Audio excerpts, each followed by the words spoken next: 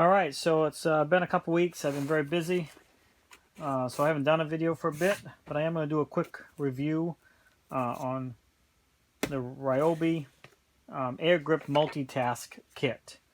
So you can see here it's got several different attachments, and we'll just take a look at each one of these here real quick. I have not used this a lot. A couple times I have used it. It's come in pretty handy for a few different things. So this there's several different attachments here. Let me just kind of get them out here. This here is the laser attachment, and I'll show each one of these and how you can use them. There's a helping hand, there's a flashlight attachment, there is a little bench type attachment, and I'll show you how all these kind of work here. And then of course you got your case. So let's just start with this. So this is the laser attachment. You can just lock it in place, and then you have it has a suction cup bottom, so if you have a smooth enough wall, this can be suction cupped right to the wall or to a tabletop. It will suction down to the table. It's actually got a little thing to suction it down. I think the batteries are dead on. I don't use the suction part very much anyways, but anyway, there's that attachment. And of course, hopefully you can see that. Maybe I can, yeah, I can probably move the camera here in a minute and show you the laser. But you can see it going across, so you can get a straight line. And that can be adjusted by turning this. So if this is fastened to something, you can adjust that laser to wherever you want it to be and get a straight line in different spots. So you have that. And let's see, take this off. Then this is the helping hand thing. It can be locked in place. Again, this can be suction cupped down. You can use this to hold, let's say you're trying to put a piece of molding up high, and you're trying to hold, it's like 10 feet long. This can hold one end of it, and you can be at the other end putting a screw in and working your way down. So you get that option. It's got different adjustments. They can be swiveled, turned. And incidentally, they don't have to go onto the suction base. They can, and then you can actually slide this onto it as well, which is the magnetic base. Once that's locked in, it has magnets. It can stick to a metal surface and do the same thing. It can be used to help hold stuff up. And also, that magnetic base can be used, for the laser, the flashlight. So flashlight goes in like that. The batteries are dead on it, but you can adjust this wherever you need it. Use the magnetic base or the suction base, so you can get light where necessary. Let's see. Take that attachment off.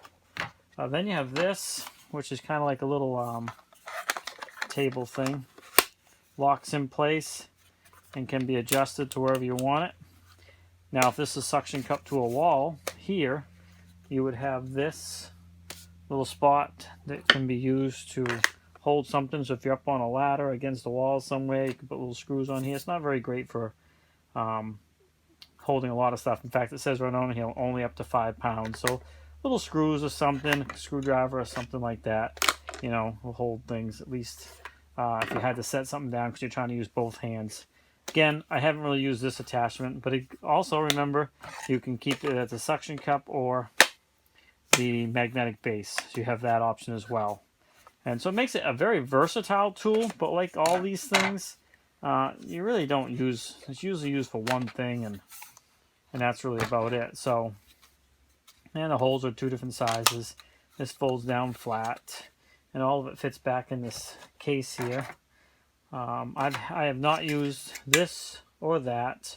In fact, I think I've only used the flashlight and the laser part of it, because it's great for being, way off somewhere and seeing that you have a straight line. So everything fits nicely back in there. And let's see. So that locks back on, and because it comes with the owner's manual, talks about the different things, what they can do, and all that. Who reads those things? Not me. But let me see if I can just shut the light real quick here and show you the laser level. I can see it perfectly myself, even with the light on. Oh, actually, I can probably just shine it right up there and show you. So I still have 2 fluorescent lights on here. And also, too, what you've got here is a couple levels. So you wanna get these level. So wherever that line is facing, you know it's a straight line across your wall or wherever. So I'm not going to worry about that now. I'm just going to, just for demonstration purposes, I'm going to turn it and get it up on the wall there so you can kind of see that even with 2 fluorescent lights, you can see that line going right across the wall there. So you can see that red line right there. And I'll move it so you can see. So yeah, it's pretty powerful.